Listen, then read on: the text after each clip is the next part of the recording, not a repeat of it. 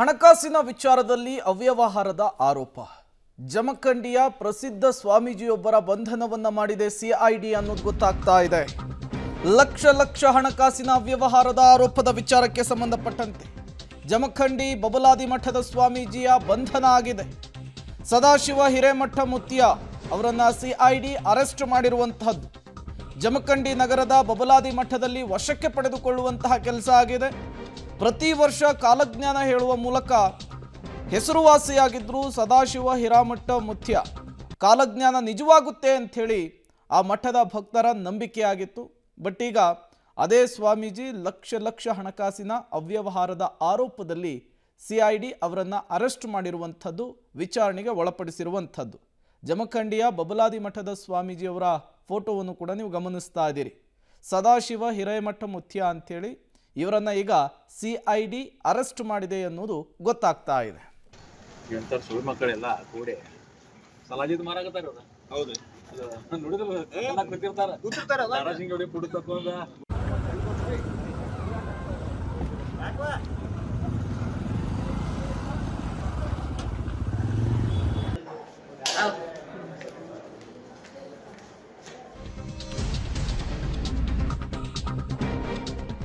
ಆರೋಪಿಯಿಂದ ದೇಣಿಗೆ ಪಡೆದು ಪೀಕಲಾಟಕ್ಕೆ ಸಿಲುಕಿದ ಸ್ವಾಮೀಜಿ. ಬ್ಯಾಂಕ್ನ ಹಣವನ್ನು ಲಪಟಾಯಿಸಿದ್ದ ಆರೋಪಿಯೊಬ್ಬರಿಂದ ಮಠಕ್ಕೆ ದೇಣಿಗೆ ಹೋಗಿತ್ತಂತೆ. ಗೋಕಾಕ್ ಬ್ಯಾಂಕ್ ಒಂದರಲ್ಲಿ ಅವ್ಯವಹಾರ ಮಾಡಿರ್ತಾನೆ ಆರೋಪಿ. ಸುಮಾರು 80 ಲಕ್ಷ ರೂಪಾಯಿ ದೇಣಿಗೆಯನ್ನ ಸ್ವಾಮೀಜಿ ಪಡೆದುಕೊಂಡಿದ್ರಂತೆ. ಸಿಐಡಿ ತನಿಖೆಯಲ್ಲಿ ಹಣ ಪಡೆದ ಬಗ್ಗೆ ಗೊತ್ತಾಗಿ ಸ್ವಾಮೀಜಿಯನ್ನ ಅರೆಸ್ಟ್ ಮಾಡಿ ವಿಚಾರಣೆಗೆ ಒಳಪಡಿಸಲಾಗಿದೆ. ಆರೋಪಿಯಿಂದ ದೇಣಿಗೆಯನ್ನ ಪಡೆದು ಪೀಕಲಾಟಕ್ಕೆ ಸಿಲುಕಿದ್ರ ಸ್ವಾಮೀಜಿ ಎನ್ನುವಂತಹ ಪ್ರಶ್ನೆ. ಆರೋಪಿಯಿಂದ ಆತ ಬ್ಯಾಂಕಿಗೆ ವಂಚನೆ ಮಾಡಿ 80 ಲಕ್ಷ ರೂಪಾಯಿ ಹಣವನ್ನು ಈ ಮಠಕ್ಕೆ ಸ್ವಾಮೀಜಿಗೆ ದೇಣಿಗೆಯ ರೂಪದಲ್ಲಿ ಕೊಟ್ಟಿದ್ದ ಅನ್ನೋದು ಗೊತ್ತಾಗ್ತಾ ಇದೆ. ನಿನ್ನೆ ದಿವಸ ನಮ್ಮ ಗೋಕಾಕ್ ಠಾಣಾ ಪ್ರಕರಣದ ಮಹಾಲಕ್ಷ್ಮಿ ಕೋಆಪರೇಟಿವ್ ಬ್ಯಾಂಕ್ನಲ್ಲಿ ಆಗಿರ್ತಕ್ಕಂಥ ಫ್ರಾಡ್ಗೆ ಸಂಬಂಧಪಟ್ಟಂತೆ ಈಗಾಗಲೇ ಈ ಪ್ರಕರಣ ನಾವು ಸಿಐಡಿಗೆ ಹಸ್ತಾಂತರಿಸಿದ್ವಿ ಮುಂದಿನ ತನಿಖೆಗೆ.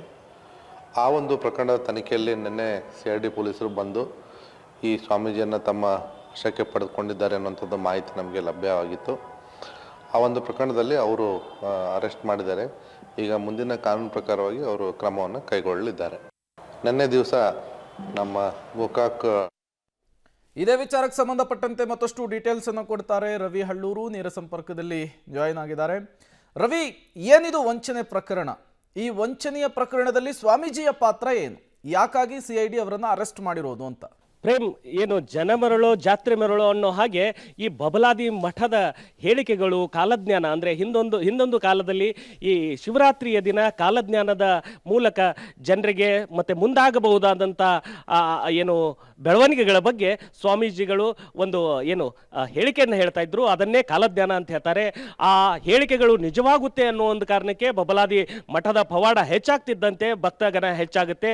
ಹೀಗಾಗಿ ತಾಲೂಕಿಗೆ ಒಂದರಂತೆ ಈ ಮಠಗಳು ಹುಟ್ಕೊಳ್ತಾ ಹೋಗ್ತವೆ. ಅದೇ ರೀತಿಯಾದಂತಹ ಮಠ ಜಮಖಂಡಿ ನಗರದ ಅಲಗೂರಿನಲ್ಲಿ ಈ ಸದಾಶಿವ ಹಿರೇಮಠ ಅನ್ನುವಂಥ ಸ್ವಾಮೀಜಿ ಒಂದು ಮಠವನ್ನು ಹುಟ್ಟುಹಾಕಿದ್ರು. ಅದು ಬಬಲಾದಿ ಮಠ ಅಂತೇಳಿ. ಅಲ್ಲಿಯೂ ಕೂಡ ಇವರು ಈ ಕಾಲಜ್ಞಾನದ ಹೇಳಿಕೆಯನ್ನು ಹೇಳ್ತಾ ಇದ್ರು. ಆದರೆ ತೀರಾ ಇತ್ತೀಚಿನ ದಿನಗಳಲ್ಲಿ ಓರ್ವ ವ್ಯಕ್ತಿ ಗೋಕಾಕ್ ಮೂಲದ ವ್ಯಕ್ತಿ ಮಹಾಲಕ್ಷ್ಮಿ ಬ್ಯಾಂಕ್ನಲ್ಲಿ ಒಂದು ಕೋಟ್ಯಾಂತರ ರು ಅವ್ಯವಹಾರ ಆಗಿರ್ತಕ್ಕಂಥದ್ದು, ಅಂದರೆ ಬೇರೆಯವರ ಹೆಸರಲ್ಲಿ ಸಾಲವನ್ನು ಪಡೆದು ಅದರ ಮರು ವಸೂಲಾತಿ ಸಮಯದಲ್ಲೂ ಕೂಡ ಬ್ಯಾಂಕ್ನವರಿಗೆ ತಪರಾಕಿಯನ್ನು ಹಾಕಿರ್ತಕ್ಕಂಥ ಘಟನೆಗೆ ಸಂಬಂಧಿಸಿದಂತೆ ಒಂದು ಕೇಸ್ ರಿಜಿಸ್ಟರ್ ಆಗುತ್ತೆ ಗೋಕಾಕ್ದಲ್ಲಿ. ಆ ಗೋಕಾಕ್ ಕೇಸನ್ನು ಬೆನ್ನತ್ತಿರ್ತಕ್ಕಂಥ ಸಿಐಡಿ ತಂಡ, ಅಂದರೆ ಕೋಟ್ಯಾಂತರ ರೂಪಾಯಿ 3 ಕೋಟಿಗೂ ಅಧಿಕ ರು ಆಗ್ತಿದ್ದಂತೆ ಸಹಜವಾಗಿ ಅದು ಸಿಐಡಿ ಹಂತಕ್ಕೆ ಹೋಗುತ್ತೆ.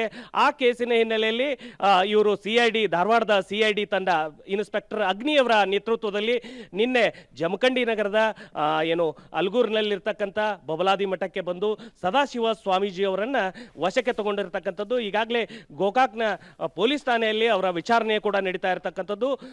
ಆ ಬ್ಯಾಂಕ್ ಇರ್ತಕ್ಕಂಥದ್ದು ಗೋಕಾಕ್ನ ಕೋಆಪರೇಟಿವ್ ಮಹಾಲಕ್ಷ್ಮಿ ಕೋಆಪರೇಟಿವ್ ಬ್ಯಾಂಕ್ ಅನ್ನುವಂಥ ಬ್ಯಾಂಕ್ನಲ್ಲಿ ಈ ಅವ್ಯವಹಾರ ಸಂಬಂಧಪಟ್ಟಂತೆ ವ್ಯಕ್ತಿಯೊಬ್ಬ ಸುಮಾರು 80 ಲಕ್ಷ ಹಣವನ್ನ ವಂಚನೆಯನ್ನ ಮಾಡಿರ್ತಕ್ಕಂಥ ಆರೋಪದ ಮೇಲೆ ಈ ಸ್ವಾಮೀಜಿಯನ್ನ ಈಗಾಗಲೇ ಪೊಲೀಸರು ವಶಕ್ಕೆ ತಗೊಂಡಿರ್ತಕ್ಕಂಥದ್ದು.